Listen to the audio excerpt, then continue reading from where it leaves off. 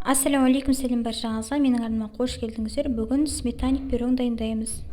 Ұнға разрыхлите салып, венчикпен араластырамыз. Сармайымызды саламыз, бөлме температурасында араластырамыз. Бізде крошка шығады осындай. Жұмыртқаға қант салып араластырамыз венчикпен. Ұнды массаға жаңағы жұмыртқамызды құйып қамыр илейміз. Жұмсақ қамыр шығу керек, қолға жабыспайтын. Илеп болғаннан кейін оны жарты сағатқа холодильникке тоңазытқышқа салып қоямыз.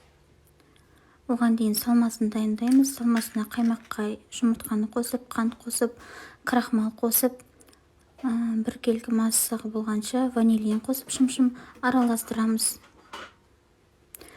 24 диаметрлі формаға қамырымызды жайып аламыз. Үстіне салмасын қойып 170 градуста 35-40 минут пісіріп аламыз. Тоңазытқышқа салып аламыз. 1-2 сағат біздің сметаник дайын. Өте дәмді, өте қамыр жұмсақ болып шығады.